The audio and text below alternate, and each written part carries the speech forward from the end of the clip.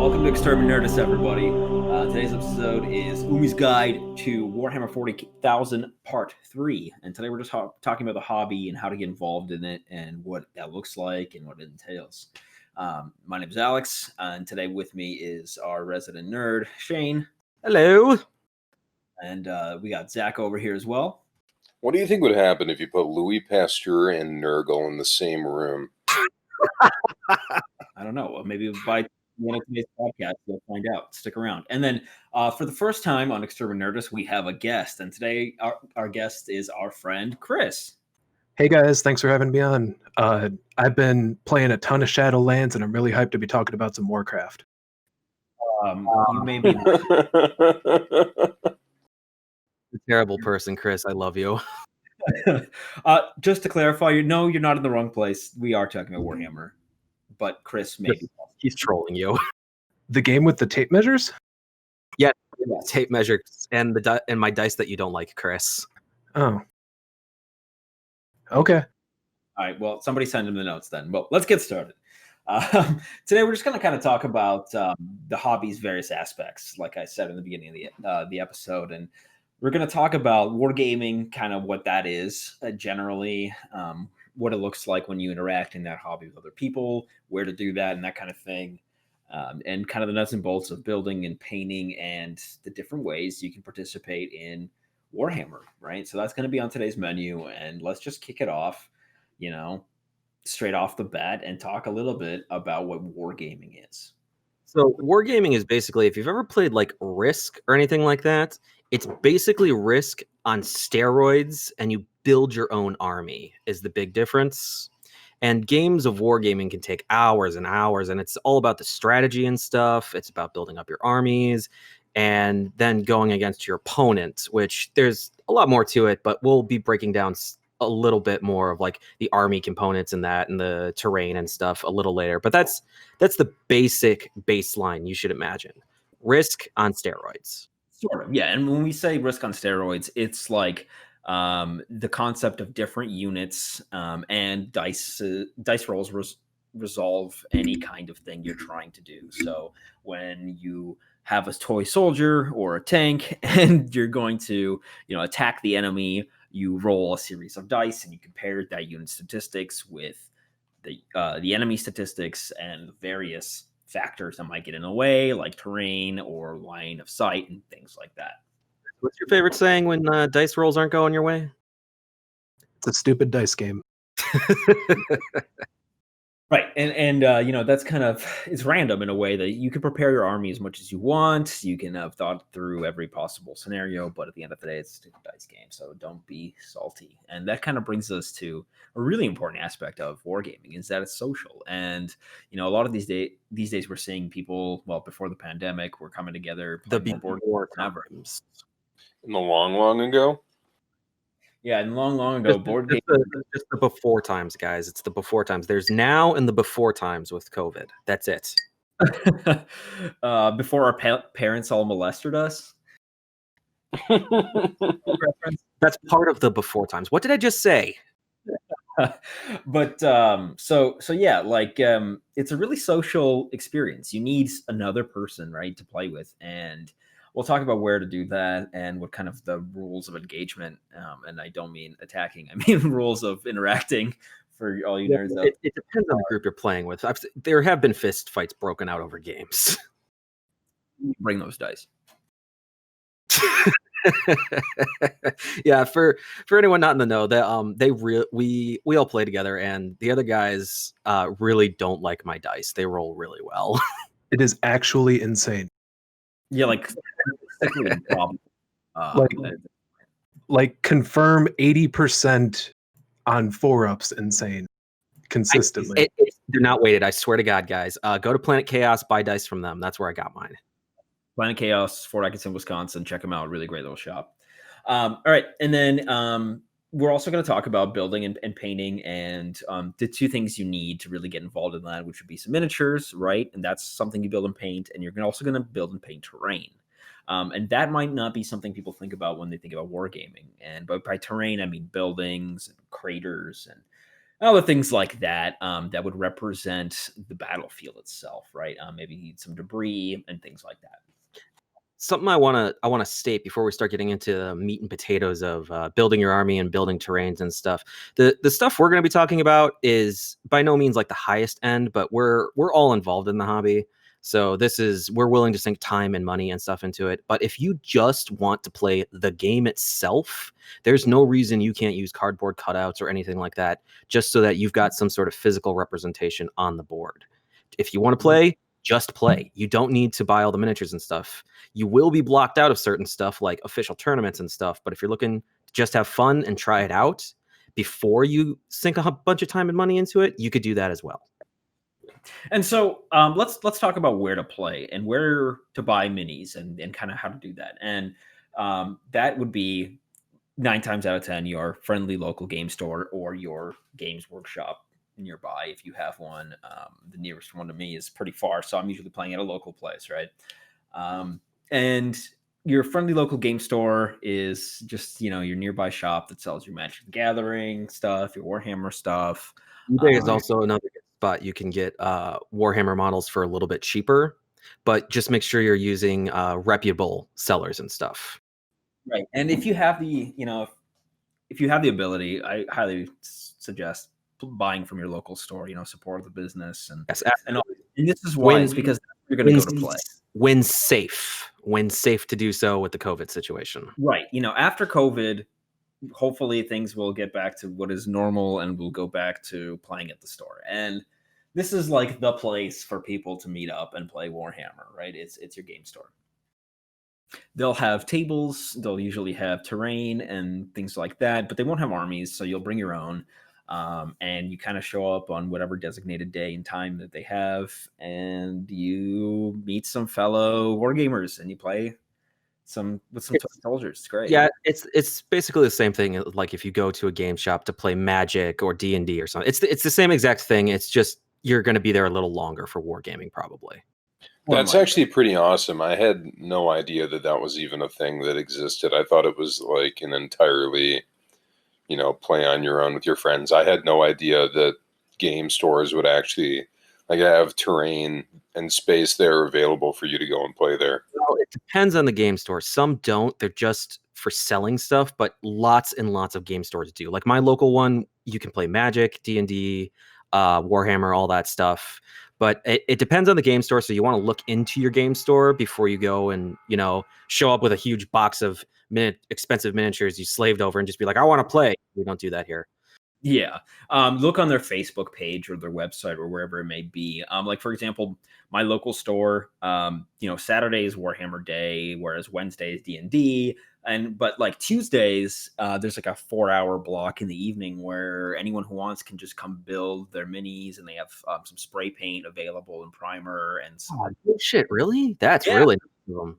Yeah, and you can just show up and hang out and build minis. Right now, that's like games aren't allowed, but they're like before the second round of lockdowns, they're allowing like 3 people at a time to come, and sit across the store from each other and paint together. That's actually really kind of them, making it into what Alex is talking about is the spray painting and stuff. When you're at that aspect of it, you totally don't need as much concentration as later down. So that making it a social thing is actually really nice. Alex and I have actually done that where we're messing with our pictures and we'll Discord call each other. But yeah. So in other ways you can meet players, like there's apps out there on the Play Store and on the Apple Store where you can search for other nerds. We'll throw some names down in the description. And the big problem with some of these, other than like Meetup, is these more nerd focused ones are a little less populated. And so let's get the word out and hopefully. Yeah. So I think before we go any further, when you're considering your army and what you want to do, there is one app that Alex, and I'm pretty sure Chris absolutely recommend you download, which is Battle Scribe. Basically, it's an army official Warhammer app, but yeah. Yeah, there is an official Warhammer app, but none of us have it because we like Battle At the Scribe. current time, it's still in It's development. it's still in development, but we all use BattleScribe, and basically that'll let you play around, build your armies and points, and they keep it really well updated and all that stuff. BattleScribe, that is the app you want. That's how you want to start building your army. That's a best place to start, in my opinion. And so once you build your army and you find out what day your local game store has Warhammer Night, you show up and you come to play. And there's something called, you could refer to it as a social contract. And it's how you interact. Right? It's sportsmanship, like you would have in any other game. And basically, don't be that guy. Don't be an asshole. Think about sportsmanship and how that comes out. In just like any other game, you want to be somebody people want to play with, right? Yeah, exactly. And the way that kind of manifests itself in Warhammer is there's a few big things. Like Alex said, don't be a dickhead. Then the other two big ones are, we know you nerds are out there. We know you're listening to us. Take a goddamn shower and wear deodorant. For God's sake, we've all been to the game shop and we've all smelled that guy. Don't be that guy. Right. And then the other big thing is, and this is one of the reasons we recommend BattleScribe, because they let you export your lists, is sharing your list with your opponent. More experienced players do this all the time, so you'll kind of know what they're going to throw at you, and they don't have some big unfair advantage where they just come in and absolutely demolish you with a trick you're not prepared for. Right. Yeah. It's kind of common courtesy to be like, okay, here's my army.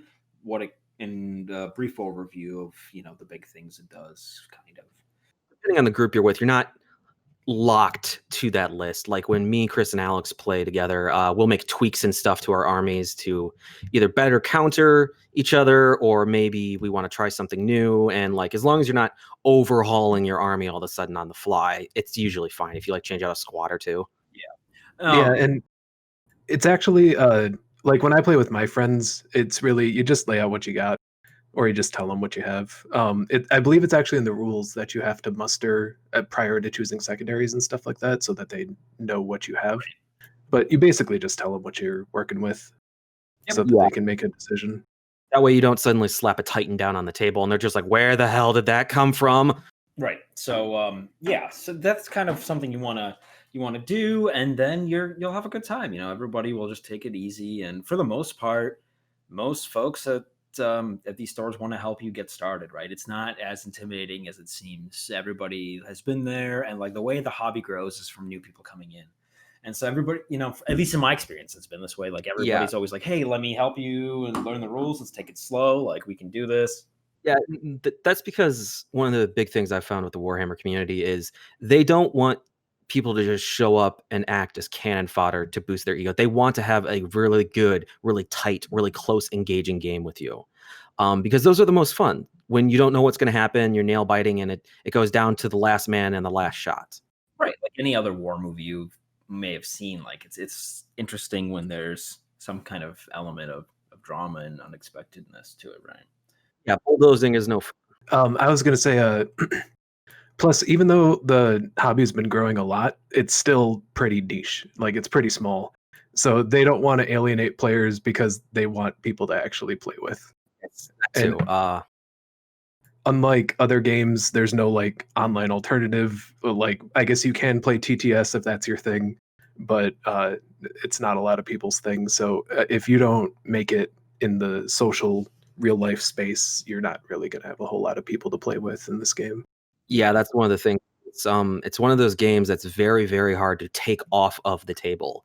Like D&D, Magic the Gathering, all those. You've got online variants of those. Chris, Alex, and I all play D&D together, for example. We just go over Discord because 5e is great for that and just imagining stuff in your head. But you could put that with Warhammer whatsoever. It is very much an in-person game. And not only is it the element of being there live and working through the strategy, but it's also like it takes place in such a 3D kind of space. You have to think about line of sight and height and width of models and things like that. It's really hard to replicate if you're not present. Yeah, that's the thing. You're going to walk around that table at least 50 times when you're playing. It's like you're playing pool, going around, except instead of a cue, you have a measuring tape. Yeah, you're trying to figure out where the best line of sight is. Do they have line of sight on me? And like, just the best way to do that is in person, looking right down the sights. Right. Well, let's talk about a little bit about how you're going to get to that table. How do you pick an army? Where do you start? And things like that. And there's a couple of ways to get into it.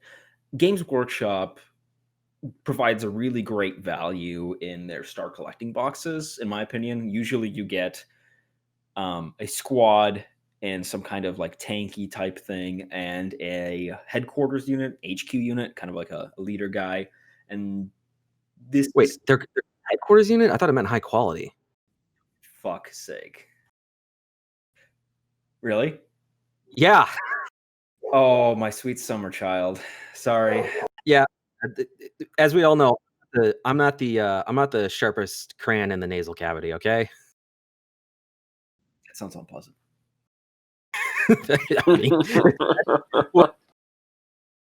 But so these start collecting boxes will have a squad, like a tanky type thing, sometimes maybe a little other supporting squad, and then an HQ unit. And you get these for like $100-$110. And this is a great value because you're getting essentially, for most of the boxes, you're getting that little tanky piece, whatever it is, whether it's a walker or whatever, which is usually like a $50.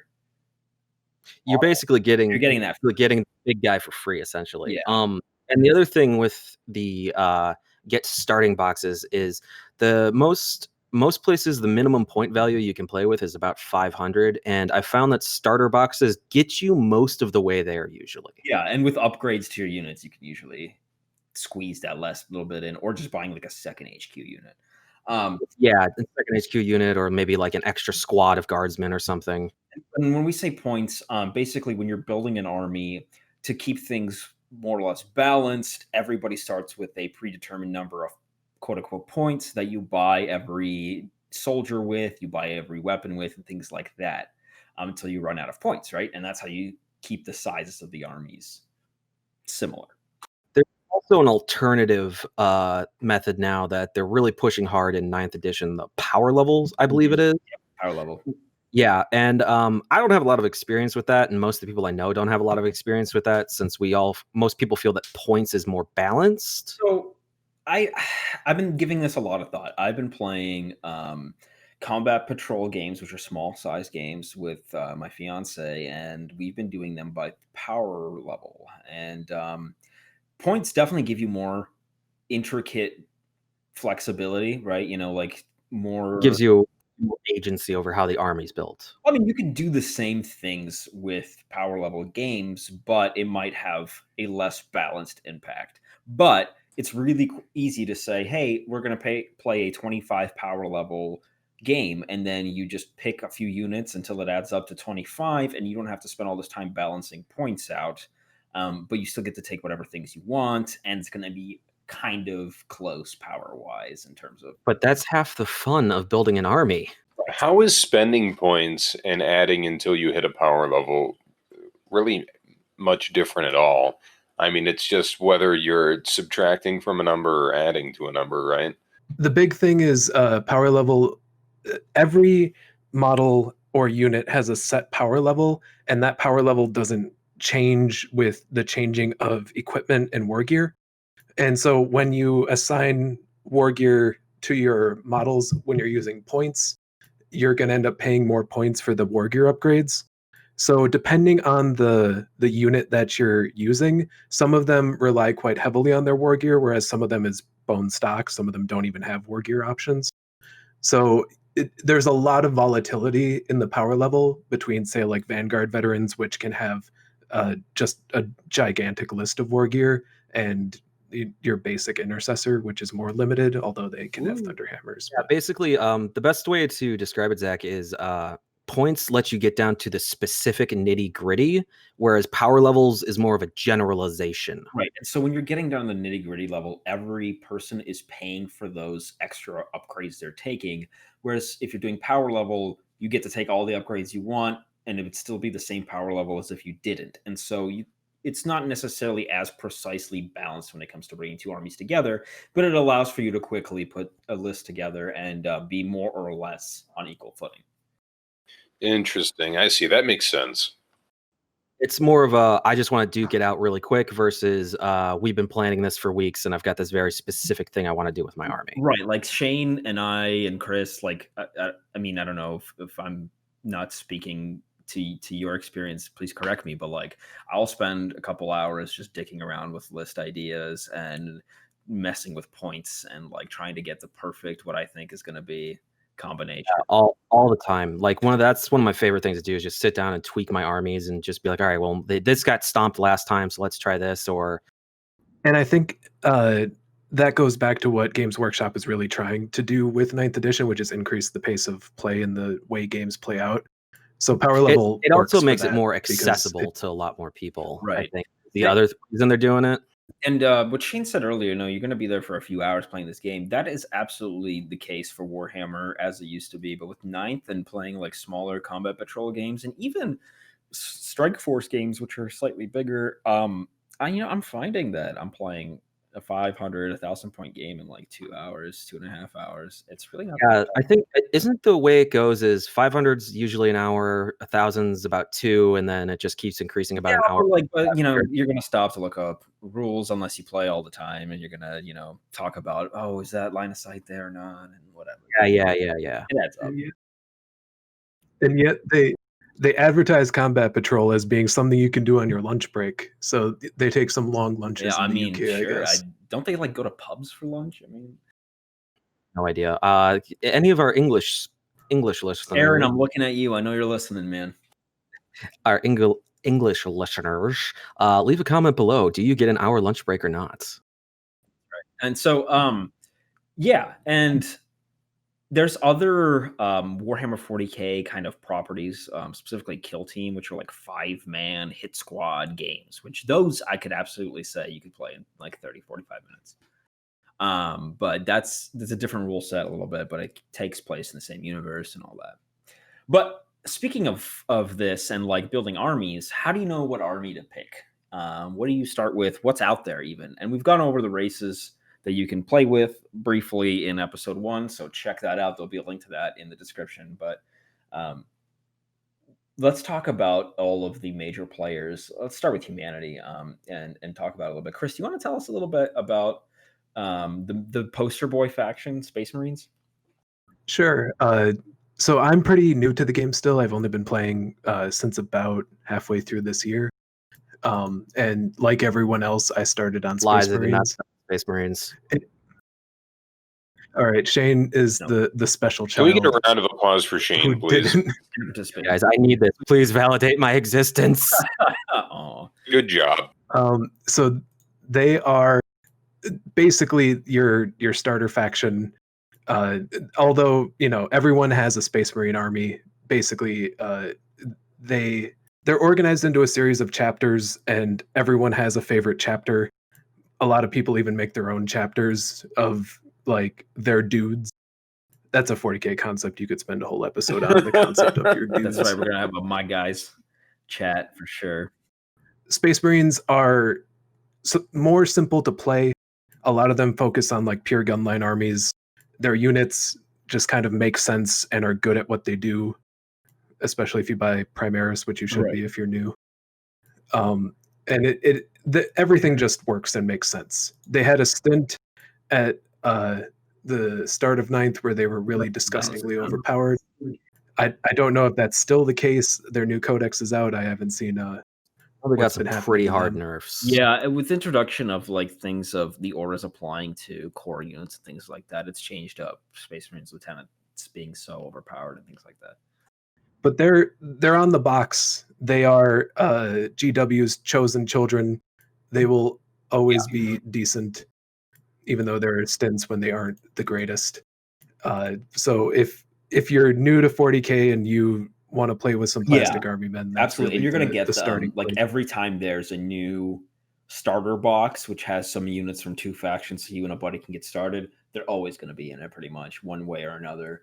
And the biggest, I'd say, downside with Space Marines is like, yeah, there's a bunch of different variations, but they're all kind of samey in that way. But it's not necessarily a downside because you get the good standout factions that excel at stuff better than the other one. Chapters that excel at stuff than the other ones, but in general, they've all got the same vibe. And Hugh and Space Marine players in the comments. Right. Yeah, we're gonna get a lot of that. But let's talk about another human faction. Like sliding power scale. I guess Sisters of Battle would be the next human kind of warrior faction. Nuns with guns. Nuns with guns. That's right. Shane, you want to talk about this, or should I take this one? I got it. So Sisters of Battle are kind of Games Workshop's answer to female Space Marines, because in the lore, female Space Marines aren't really a thing. They have tried, but like apparently the female body just can't turn into a Space Marine for whatever reason. Yeah, so you've got the Sisters of Battle, which they're just devoted to Space Marines, and they're very well trained. They've all got that same atrocious fucking haircut, and talk shit about my yeah, I hate that haircut so much. Hating on the bob? Yes, I am hating on the bob. They're just as they're not as powerful as Space Marines, obviously, but they're basically just as devoted, and they're kind of the female faction version of them. They're all about flamers, like flamethrowers, and they literally drive tanks with pipe organs on the back that shoot missiles when they're played. So they're pretty dope, and they're all about devotion to the Emperor. And so that's pretty neat. But downside, they don't have a whole lot of variety in terms of units right now, at least, although they've been recently updated. Yeah, that's a problem that some of the smaller factions have. Like, you're not going to create just a Sisters of Battle army. They're going to be with something else. That's not necessarily true at all. It's just not going to be as diverse as like I wouldn't run just a Sisters of Battle army. I'd use them supplement. So, but no, that's a problem that some factions have, is they don't have as much variety as the other factions, so it's harder to build armies of just them, or you're easier to counter if you build an army of just them, and the Sisters of Battle do suffer from that a little bit. Yep. And then there's also another human faction that you could play as, which is the Astra Militarum, formerly known as the Imperial Guard, and these are kind of like your run-of-the-mill troops, right? And so if you're playing with them, you're going to have a whole bunch of little guys on the table. You are going to have a metric shit ton of guys on your table. I actually have an Astra Militarum soup, and let me tell you, there are so many damn troops and so many you have to put together. And what really sucks about them is I suck at painting faces. So, oh, cool. I've got like 6 squads of 10 guys with all faces. Cool. So I'm either buying third-party heads so I don't have to paint faces, or I'm painting a shit ton of faces. I guess, at painting faces, or yeah, like you said, buy third-party helmets. They're like a really awesome artillery faction. Like that's their big draw to me personally, is like they have so many different badass tanks. They're a really good artillery and tar pit faction. Basically, you send in your little 10-man squads to tie up your opponents and sacrifice them while the artillery bombards them from the back line. We have significant pros in 9th edition of Warhammer, which is where we're at right now, because the game revolves around, like, the concept of the game, you win by taking objectives and getting points. And when you have a lot of easily maneuverable squads that you can replace if something would happen, that means you can get guys on objectives easier, usually. Yeah, but mobility armies can be extremely effective if you know how to use them. Right. But downside is, 1, you're going to have to paint a lot of dudes. 2, they die like cannon fodder, because they are the Imperium's cannon fodder, literally. Like, exactly like we were touching on in previous episodes. If you lose 1 million guys, 1 million Astra Militarum in a battle, it's not a big deal. And that's kind of replicated on tabletop. They're meant to, when I say tar pit, there's a reason I say that.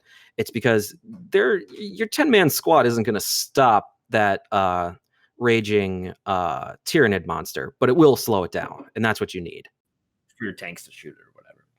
So I think those are the big 3 human factions. Is there any I'm missing, guys? Your main faction? Pardon me? Your main faction? Yeah, sorry. One more thing on AM. Yes. Good buddy of mine that plays locally plays Astra Militarum, and in my experience, the main thing that you do is make a mad dash across the board and try to get to his guys before you lose your entire army. Like I play melee armies, mostly Space Wolf, and my whole job is to just cling to cover for dear life and hope I can get and gum up his guys in melee before they all horribly die. And to just tanks. Having a problem with my Tau list, Chris? Yeah, don't get me started. Yeah, and it's interesting, like how that works out, because like in the lore and even on tabletop, you have these guys called commissars that like shoot guardsmen if they try to run away. Unless like you're gonna put forward out of the cost. But yeah, so those I think are the human factions, except the semi-human one, which is the Adeptus Mechanicus, which I play. And these are, in terms of gameplay, they've recently had a lot of changes. They used to be kind of your stand in the back and what's described as a kind of a castle strategy and shoot with your tanks and your long-range guns.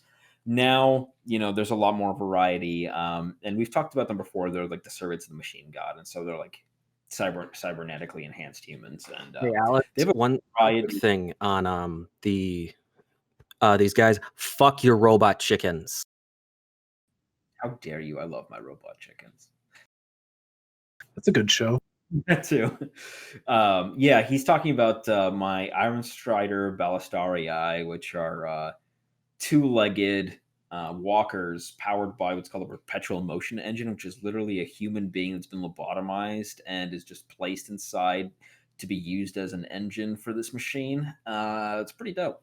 You'd be surprised at the amount of units in 40K that can be described as lobotomized human plus something. So many, especially Mechanicus army. But yeah, they're a good long-range army. Downside is we kind of suck at melee. We don't have a whole lot. We've Electro Priests, which are okay, actually.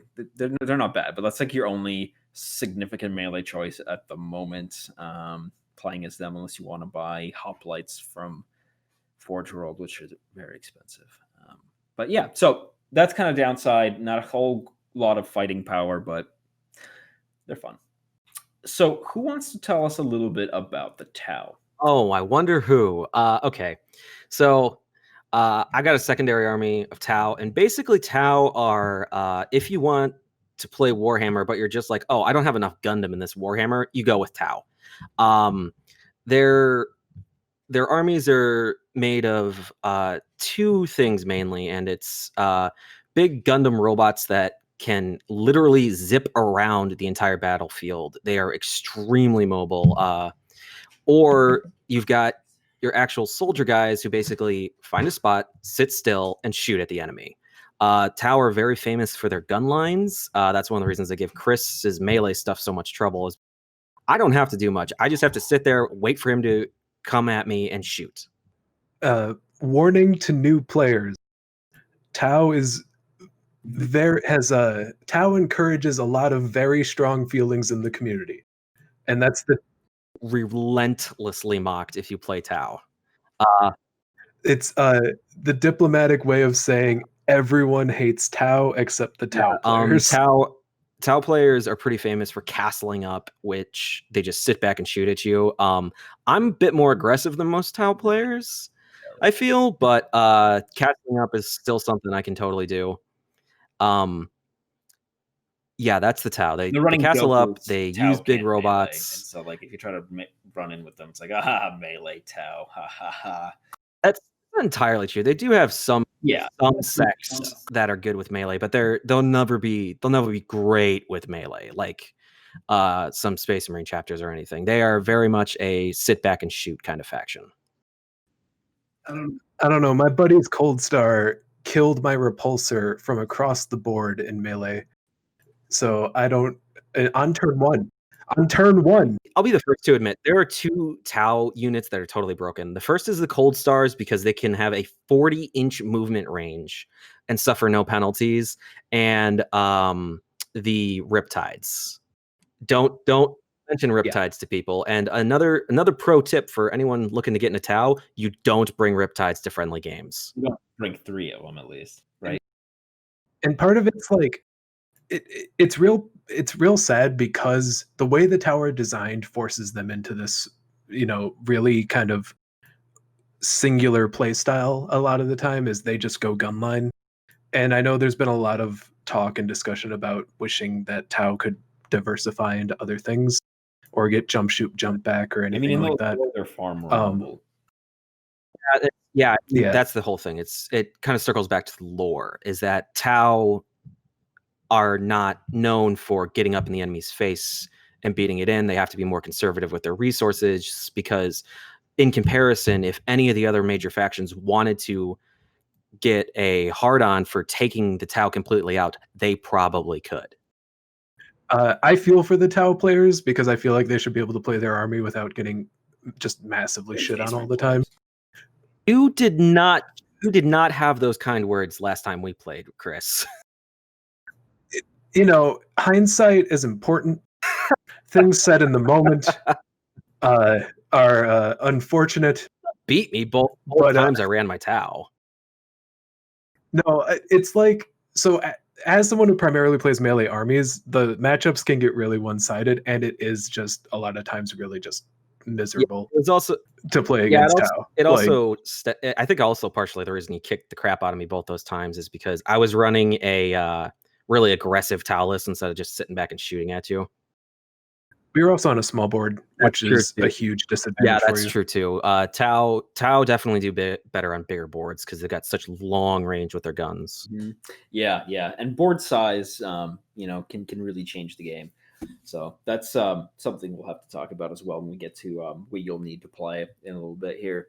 So let's talk about one of the other really kind of neat races in the Warhammer 40,000 universe that can be fun to play in different ways. The Eldari. I don't think any of us here play them, but I believe, now please correct me if I'm wrong in the comments, but I believe all three kind of Eldari factions, being the Eldari themselves, the Drukhari, and the Harlequin, are kind of very mobile, quick in and strike and use psychic powers, well, except the Drukhari, and fuck shit up that way, right?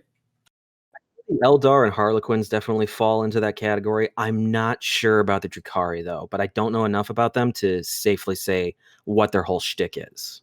Mm-hmm. In my understanding, it's a finesse. They're very finesse armies in that they take a lot of skill to play effectively, and it's a lot of glass cannon, reliance on some really, really solid psychic powers, and powerful but very, very fragile units. That's kind of what I've seen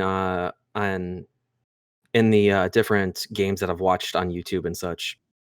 They're also known for having models from the Clinton administration. So if you really like some archaeological finds on your tabletop, you can pick up some Eldari models. Yeah, they're well overdue for an update. Them and Tyranids, I think, have gone the longest without any kind of update. It's been some time. Speaking of which, Tyranids are another army that you can play on the board, and they're a swarm faction, and they play out in kind of a lot of melee guys supported by some moderate shooting guys and some big hulking behemoths on top of all of that. And it's like green in Magic the Gathering. So I was kind of under the impression that the Tyranids just ran around eating shit. So, like, do they use guns? Do they have any ranged options at all? Yeah. So Tyranids are organic, but they need weapons, and so the hive mind grows organic guns that essentially are their own attached to these organisms, and then they shoot bullets that are themselves organisms. Which sounds ridiculous, but we should also point out that the Tyranids ships are also organic as well. So this is them scaling down that tech, if anything. Now, I wouldn't even call That's pretty nuts.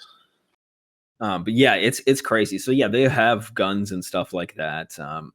And related to the Tyranids, well, actually, before I get there, their kind of downside on the board is much with many other swarm armies. It's their defense is not super great, right? Like the blast rules got a big update as well with 9th edition that makes blasting a lot more effective against swarm factions. So they really got shafted this edition. At least until we get a Tyranid Codex.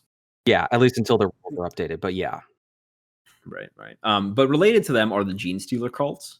These are, in the lore, basically the Tyranids send a Gene Stealer to infiltrate, some place and set up a cult by injecting some Tyranid DNA into people, and then essentially over several generations breeding them into half Tyranids that call to them and bring them there for feasting.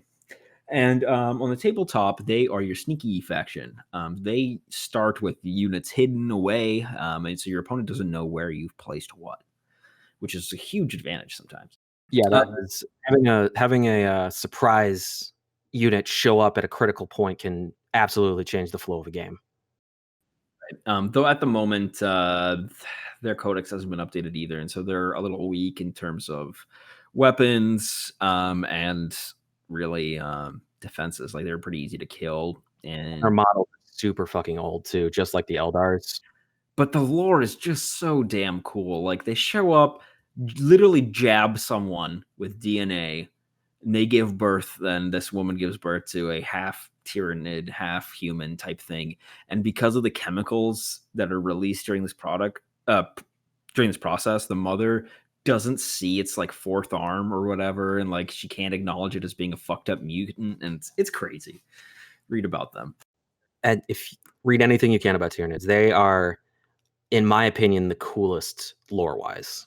Speaking of cool lore, Shane, can you tell us a little bit about Necrons on the battlefield? Yeah, so Necron's whole thing is they're really not great in melee. They do have a few solid melee units, but Necrons are better at moving around, taking positions. They're leaned towards more gunning you down, but the Necron's whole really big shtick is something called resurrection protocols, which we talked about in the lore about how unless you use certain weapons or you know exactly what you're doing, a Necron won't stay down. They have translated that to tabletop, to where if you've got a unit of 10 guys, 9 of them get shot down, as long as that one guy in the unit remains, you can roll to res the rest of the unit, and you keep rolling to res the rest of the unit until the unit's completely wiped out.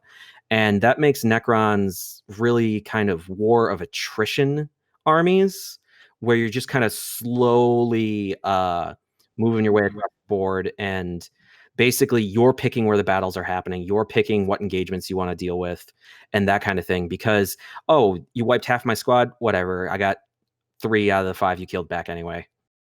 Right, yeah, and it comes out like it's an interesting balance because the regular troop units move really slow, but at the same time, they have all of these interesting combinations and stratagems and things like that can use to like teleport and move around. And so, yeah, the other thing to be reckoned with, frankly. Yeah, that's the other thing is a Necron unit falls into one of two categories: slow as molasses or moving like the wind. One of my favorite things to do is put a squad of destroyers with a HQ unit called I'm drawing a blank right now. What unit? The Cryptech. That's it. I like putting destroyers with a Cryptech and give them a Veil of Darkness so that I can basically teleport right behind enemy lines with a big fuck off unit that does shit tons of damage, and then just and flank them and just absolutely ruin someone's day with them. But no, luckily that's a once a game thing, right?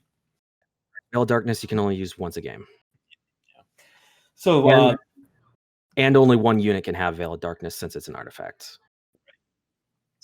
Seems to be a favorite of Necron players. My buddy that plays Necron also loves to do that. And as a melee player, it's mostly like oh sweet, you did my work for me. That's true. Well, see, that's the thing. It's high risk, high reward, because if I can get behind you and then I pop off a bunch of stuff so that I basically re-rolling every failed roll with my destroyers, it's kind of am I going to put out enough damage in this one turn to justify putting these guys basically in the direct line of danger. Right. Yeah, so they're a pretty cool faction to play with, and right now they're getting a whole lot of love because they're the bad guys of 9th edition. Yeah, I got into it right before all this new stuff started dropping, and oh my god, I'm like a kid in a candy store. Another awesome faction, at least in my opinion, lore-wise, is the Orcs, who on the field play as a swarm army as well, and they just want to run in there and stab the shit out of everything they can. Problem is, they're super like they have no defense at all, and you just mow them down. But there's always more boys. There's always more orc boys. Chris, why don't you tell us a little bit about orcs? You run an orc army. They're just the best in every possible way. If you want to do some spicy tabletop role playing and really just get in there and just start shouting incoherent. Why don't we all go around the board and give the table and give our best wah? Wah! You win. Yep. All right. Never mind. Okay, that was a bad idea. I'll cut this. Fuck you. I think you just leave them hanging. I think that's funny. You guys are no fun. But also another thing about orcs is if you like to do any kind of kit bashing or stuff, or you like turning trash into cool stuff, orcs are your faction. Yeah, there's a saying that every kit is an orc kit because you can just make orc stuff out of anything. If you've got some jagged metal, just tack it on stuff and you got an orc unit. It's amazing. That's actually really awesome. They're definitely called trash kit bashers for a reason. They will legitimately use trash and make it look really fucking good. Yeah, orcs are neat. They're just the best. If you are on the fence about finding an army, play orcs. I am not biased in this. Don't buy Space Marines. They're stupid. More Xenos players in general, you know. Yeah. Caveat: lot of models. A lot of models. Kind of they're like Astra Militarum level of models, and they're more complex to paint. Is the like 120 boys, right, or something is pretty common, Chris? Yeah, for like a 2,000 point list, if you're running like the Green Tide sort of list style, you're going to be looking at over 100 boys. Shit.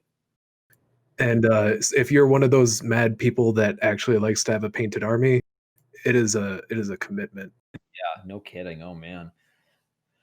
What would you say is the downside of playing an orc army other than painting so many boys? 9th edition brought in Blast, which can lead to some really swingy matchups and lists depending on who you're facing. Blast being essentially when a gun has to roll a number of attacks that it makes. Depending on the size of the unit that it's attacking, you'll get more attacks, like more baseline attacks.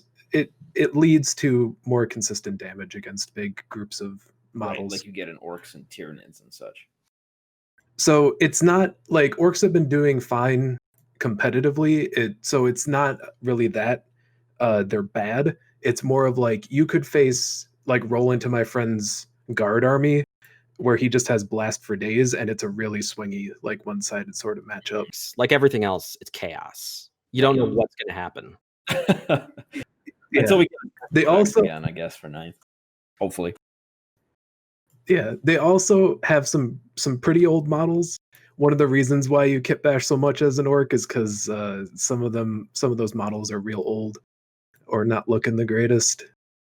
The most fun example of this is that crap, Alex. What's the name of the box that you bought? Oh, the Assault on Black Reach. I thought it was Prophecy of Wolf. No, Assault on Black Reach. So Assault on Black Reach, they came out with plastic Def Copters. Yeah, dude, they're great. And this was several editions ago. Which is when I started.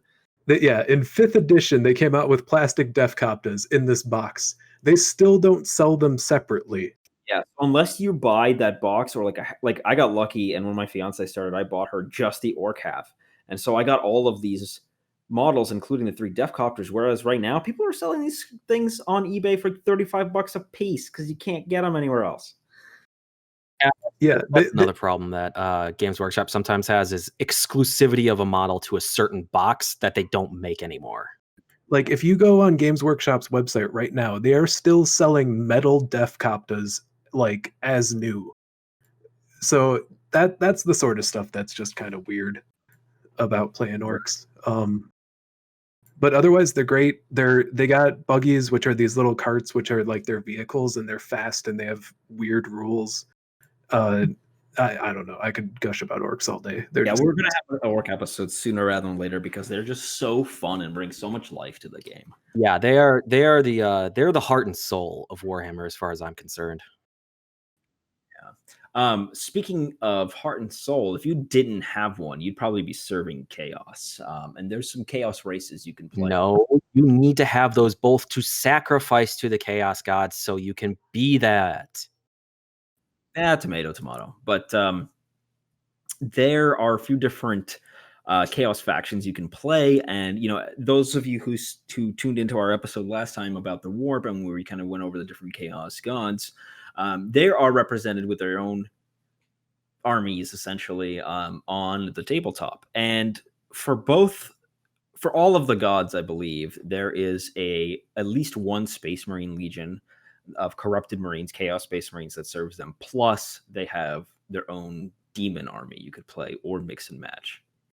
And the base one let's start off talking about a little bit is about the armies of Khorne. Now you've got Khorne demons and you've got Chaos Space Marines serving Khorne, which are usually like the World Eaters is a popular Chaos chapter that serves Khorne that you could play.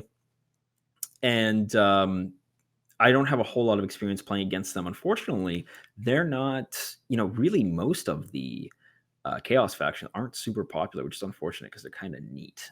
Well, say that, but one of the winners of one of the big tournaments actually ran Chaos stuff not too long ago. Yeah. Was it Death Guard?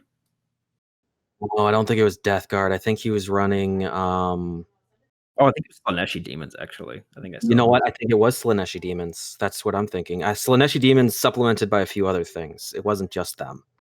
Yeah, there's been some GTs where I believe Slaaneshi Demons, Mono Slaanesh Demons put up a GT win.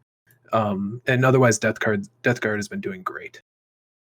So Death Guard are the Nurgle Space Marine chapter, Chaos Space Marine chapter that you could play with. They're kind of like the slow advance of Decay. And that's kind of their play style. Whereas obviously Khorne followers are much more aggressive in melee. Slaaneshi units, I believe, have some pretty wild not psychic rules, just some pretty wild rules in general, right? Like Keeper of Secrets and stuff. It does some pretty cool stuff, if I remember correctly. That's one of the cool things is that no faction of Chaos plays the same, so you can get some really interesting mashups if you play certain ones together. Right. Yeah, and so you could play Tzeentch, right? So you could play Tzeentch demons and Thousand Suns, and maybe have like a small little detachment of, I don't know, who does Tzeentch actually communicate with? Nurgle? No, doesn't he hate Nurgle? I don't know. Nurgle hates Tzeentch, and Tzeentch hates Nurgle, and Khorne hates Slaanesh, and Slaanesh hates Khorne. Right, and yeah. So I don't know would you ever bring demons with other demons? I mean, Chaos Undivided is a thing in the lore, and I'm pretty sure you can legally run any Chaos with any other Chaos. Normally what you'll see is like these monster mash lists with like Keepers of Secrets and that sort of stuff. So yeah, there will be overlap between the different armies. Oh, okay. Yeah, and then as Shane said, there's Chaos Undivided, and that's I believe the Black Legion, right? You could play as the Chaos Space Marines of the Black Legion, which are commanded by Abaddon, who we talked about last episode. So, are we missing any races? I believe those are the playable factions. Knights. Imperial Knights. And the Kroot. No, we talked about the Tau. The Kroot aren't a faction. They're kind of a faction. No. Wish the Kroot were a faction, but they aren't a faction. No. The Kroot are a bad melee choice. They are. No, don't get me wrong. The Kroot are crap, but they're still there. They're part of the Tau Empire, so. Yeah, Knights. If you want your whole army to be 4 giant models, place. And that's it. Yeah, if you just want to roll up with a couple of big ass models, that's when you play Knights. They're like bipedal gigantic robots with like a bajillion guns and are amazing. Sweet. They're absolutely monstrous units. They're really hard to bring down for basically anyone. They've got smaller versions that a lot of people run. What are they called again? Harbingers? Yeah.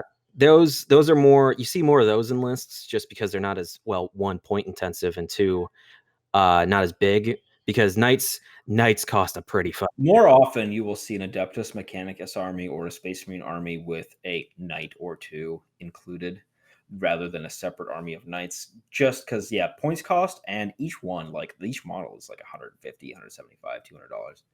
So Not even counting the Forge World variants. Yeah, they get expensive, and they're like a foot tall. Like literally, they're huge.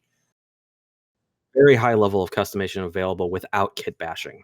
Right. And if you're like a good painter, there's plenty of surfaces for you to like draw a damn mural on these things. But so yeah, and then the other one we haven't talked. Oh, wait, no, we decided crew wasn't a race, right? Because it's not a playable faction. It's not a playable faction. You can run just crude. It's not a good idea, but you can. Don't make me mute you again. Okay, so let's talk about building and painting and like how to do that and what you would need now that you've settled on what army you're going to play. You've bought a box, your start collecting box, right? And you're getting to it. What are you going to need to get into it? Okay, so the one I will say that you need, no matter what army you pick, no matter what paint scheme you're going with, is patience. Oh my God, have patience, people. Because rushing anything along this process is the quickest way to fuck it up. And by rushing that process, I mean it's like you're not gonna start out as Leonardo da Vinci. Nobody does. Like, give it some time and some practice. You'll get to a standard that you like and that you'll enjoy doing. Hey guys, we forgot Custodes. Who cares? Oh shit, and Grey Knights. Well, no, because you could file Grey Knights technically under Space Marine chapter.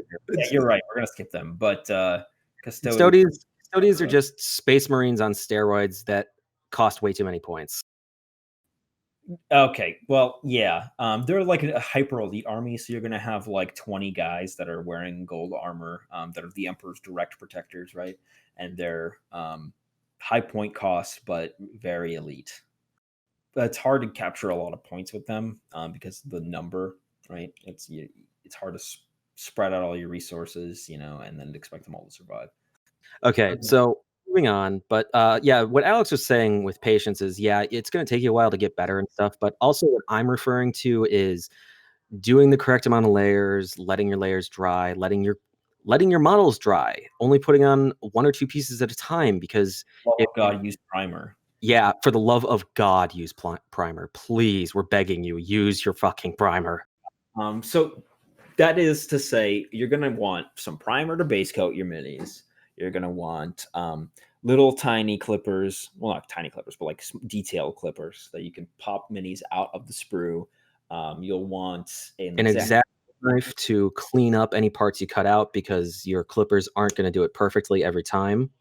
And you'll want some plastic glue as well, like plastic cement. And then pay attention to the model you're building, because plastic cement actually doesn't work for all models. There's some models called fine cast where only super glue works on them because they're made of a different material. Then you're going to encounter that if you're playing these races that have not had model line updates in a while. So Eldari, yeah, like that.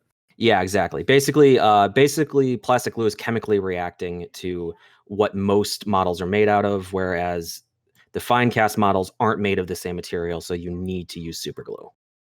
Yep. And so, yeah, you'll get all that stuff, some brushes. I would recommend start with like a $30 kit that comes with several different kinds of brushes. It's a medium kind of middle of the road set, and you'll be good to go for a while on that, and you'll have plenty. Because you can always come back and repaint old minis. Yeah, you can strip them, or you can just fix up areas and whatever it is you want to do.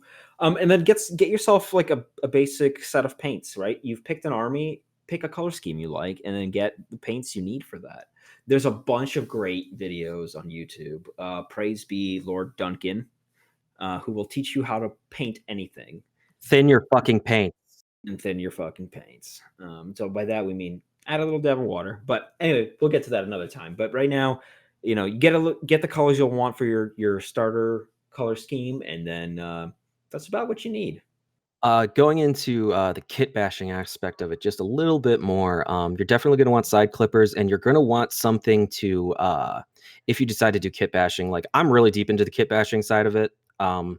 you're going to want stuff to hold parts in place, because gravity is not your fucking friend. I'll tell you that right now. Blue tack is, though.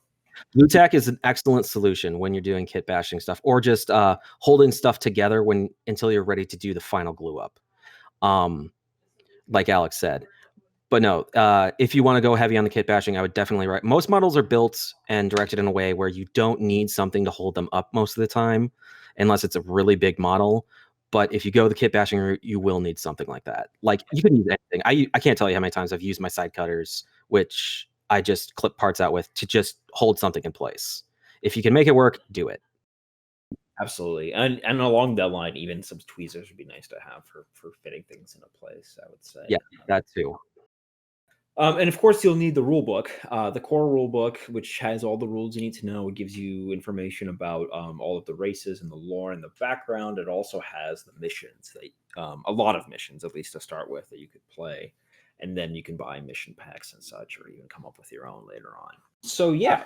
And then you also need dice. And an optional thing is basically these decks of cards you can get for whatever faction that'll have your missions and objectives, and also the special things that each army can do. They're completely optional. It's gonna all be in that in the codex for that faction. Right. Really, really handy reference material, and they're cheap enough to justify getting. Speaking of which, along with the rule book, you'll probably want the codex, like Shane said, which is a book that is your faction's rules. It has all your stats, it has all your psychic powers, it has your stratagems. That's one of the reasons the game's so intimidating, is because each faction has their own rule set. Like, if I'm going up against Chris and he's playing his orcs and I'm playing my Necrons, we're both going to have completely different rules. And there's a chance, actually, that you can interpret rules wrong, even if it's your faction. So that's where a lot of rules lawyering comes up. Debates and you have stuff. to read and stuff. Sometimes you have to Google. But on that point, Games Workshop actually does clarify that stuff regularly with more ambiguous rules. They're just like, no, this isn't how it's meant to be read. This is how it's meant to be read. Yes, in case you're wondering, every aspect of this game has been aggressively monetized. Yeah, unfortunately, there's a small, pay to win to it, right? In that if you can buy the best, newest models, you're probably gonna do better competitively. But, that said, I feel like most people I know don't play it that way, and it's like you bring what you want to the table and you just don't have a good time, right? And not necessarily be competitive. But that is an option if you want to be. There's tournaments, there's things like that. But that's why proxying is like so important if you're starting out, because the onboarding for this game is immense. Yeah, I mean, a full army, a 2,000 point army is going to cost you like $700-800 probably, right? For AdMech, yeah, I can get up there. It just depends on what you're buying. It depends on the number of models. Like in a Custodes, right? It's a really elite army. You're probably gonna not spend much. And like Space Marines just fall out of the sky, so you could probably get a army pretty quickly. Yeah, probably cheaper than that. But so it depends on what you're buying and what the price of the individual models is at the time. So. But there's an expense to it, that's for sure. But speaking of buying models, like, what do you do after you buy that Start Collecting box? What did you guys do? I don't know about you guys, but like after the Start Collecting box, I think I think my first thought was like, I want to paint something that's going to be super fun, but also going to be a good unit. So I got myself one of those chickens I was talking about. I think that's the healthy way to go about it. My approach was like, I want to play with my friends, so how do I get 1,000 points on the table as fast as humanly possible? Yeah, that's basically the route I went to, unfortunately.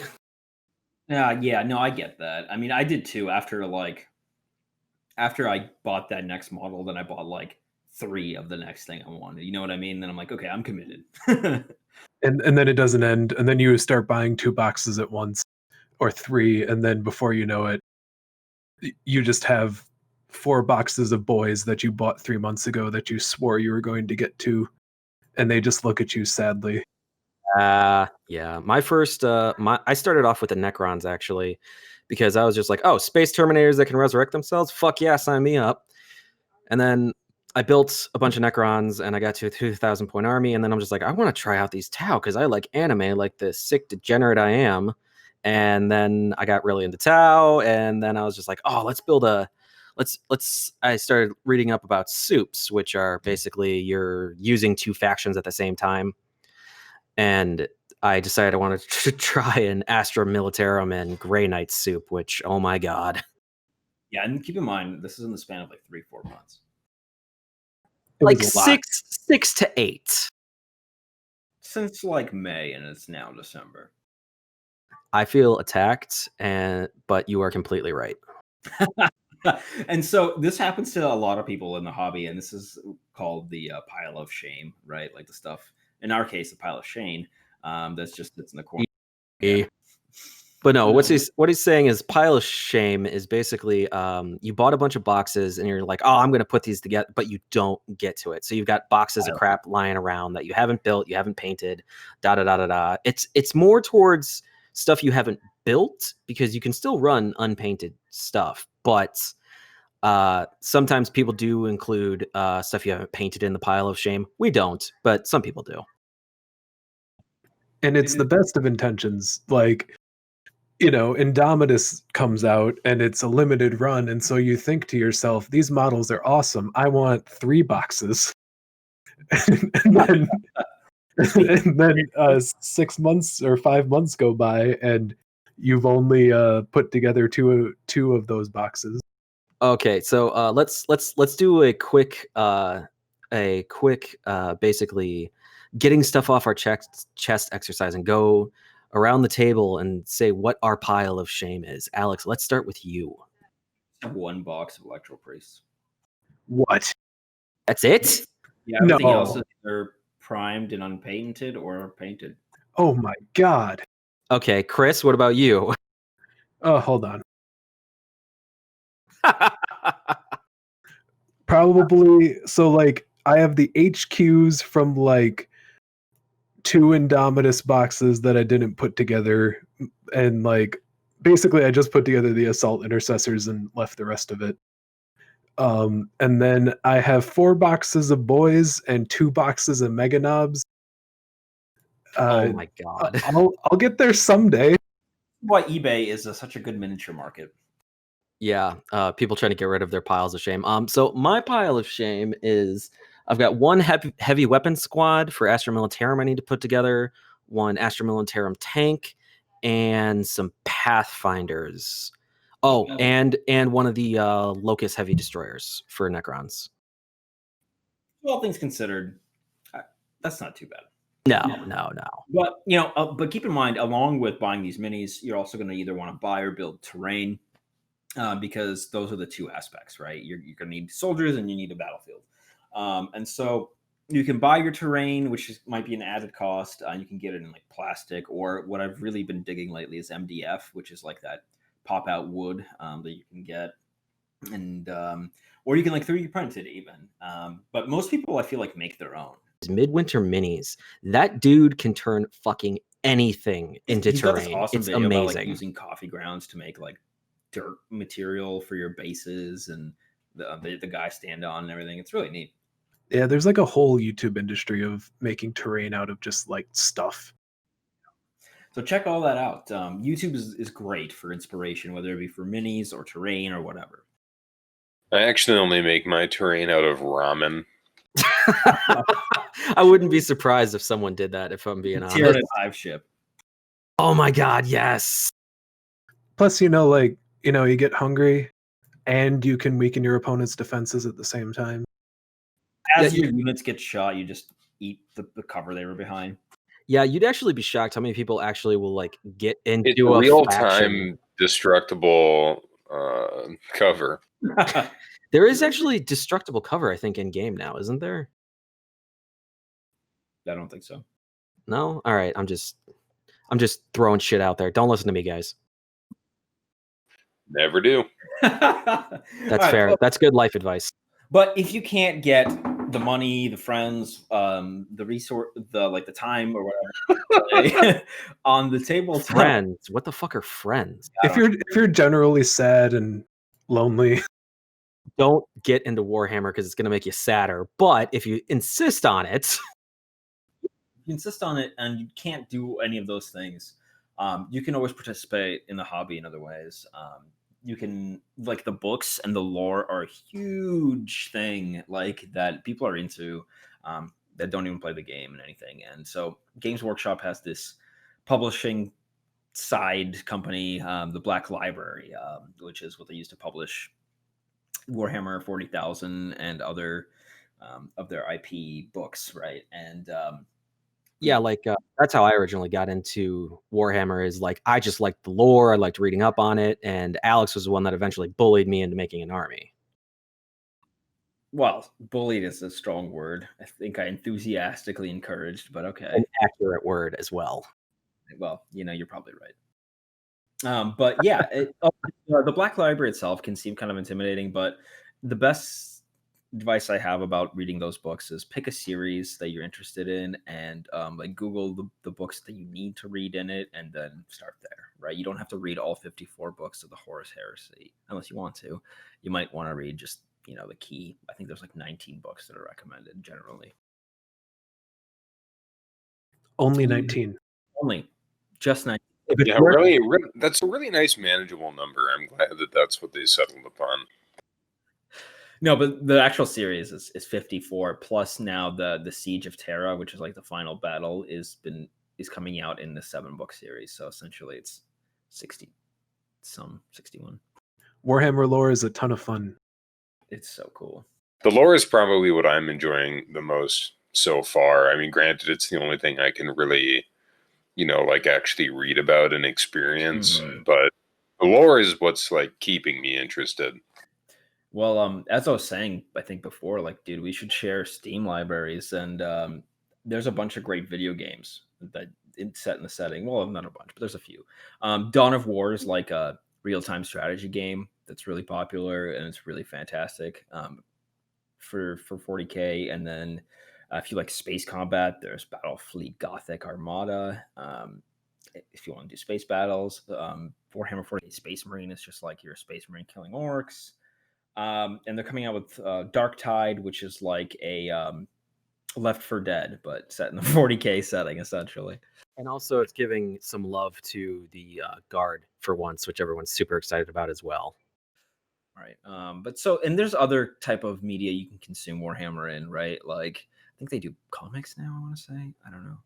They had the Ephrael Stern comics, which were pretty awesome. Yeah. Okay. Oh, yeah. And they had like some Black Templar comics too back in the day. Yep. They've pretty much dipped a toe in almost every media at this point. Yeah, so there's a whole bunch of different ways you can get into it. It sucks right now in the pandemic times that we can't really play. So for me, my fix has been listening to podcasts and stuff. Shout out to Forge Narrative and Lorehammer, and those listening to those to get my Warhammer fix. And while I paint and whatever in preparation for the day that finally we can not be worried about going outside. Prepping for the day I mash your army into the ground again. Yeah, to be worried about going outside so that you can go to someone else's basement and roll dice. Yeah, we're an odd group of people, okay? Look, I just want to be able to leave so I can go and not be outside somewhere else. It's bad when the introverts are just like, can I fucking go? Yep. Yeah. So basically that's the hobby in a nutshell, right? And how to kind of quickly get into it. And yeah, that's a short and dirty version of it. Yeah, and hit us up in the comments. What do you want to learn more about? Like if you're interested in getting into the hobby, but you are intimidated by the brushes you need, or what kind of paint should I buy? Anything like that. I'm happy to answer those questions down there. Oh yeah, absolutely. And if we think you ask a question that deserves to be expanded on, we might even devote an entire episode to it. Yeah, should you be so lucky. But in the meantime, check out other awesome content creators like on YouTube. Tabletop Minions has a lot of great videos about the hobby. Midwinter Minis, like Shane said. If you want to see how the game is played, I recommend Tabletop Tactics. They do some really great in-depth explanation of what they're doing and why, but also offer other more tactical videos. Any other YouTubers you guys like? Yeah, just 1 second. There's this one YouTube channel I follow that's if you're not looking for like huge in-depth explanations, but you just kind of want to get a snapshot of what the battles look like and stuff with some overlaid narration, Play on Tabletop's really good for that too. They basically do 2,000 point games in like 30 to 40 minutes. Yeah. So those are good to watch. So check all that stuff out. But yeah, thank you for sticking around and getting to this end bit. If you made it all the way here, shoot us a comment in the bottom, and we will I don't know, send you a special greeting message or something. All right. Thank you everyone for tuning in. We have been ExtermiNERDus. I'm Shane. I'm Alex. Zach. And I'm Chris. Who we will definitely be having on more. All right. Now remember, kids, don't commit any heresies. And don't get addicted to plastic crack.